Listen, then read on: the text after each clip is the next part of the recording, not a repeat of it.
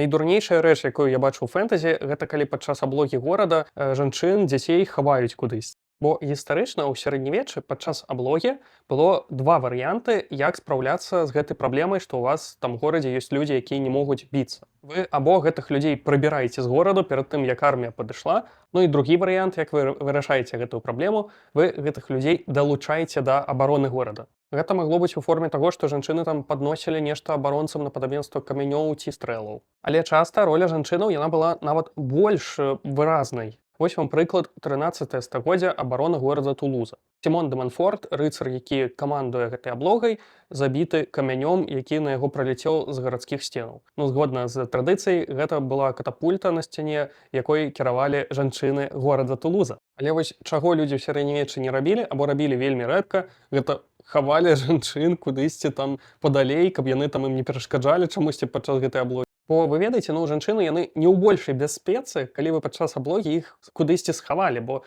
калі вы гэтую аблогу праграеце, то іх не ўратуе, што яны сядзяць там недзе трошкі далей. Ну, я не ведаю, навошта фэнтэзі ўвогуле заклала гэты штамп, ну, яно і не ідзе ў трэндзе сучаснымі тэндэнцыямі, бо, па-першае, гэта нейкія ўяўленні 19 стагоддзя, дзе жанчына проста сама за сябе нічога зрабіць не можа. Бо хочаце верце, хочаце не, гэта ўяўленне, перш за ўсё, 19 стагоддзя. Перад тым жанчыну трошкі больш было, скажем так, самастойнасці. А па-другое, але не па важлівасці, гэта проста тупа.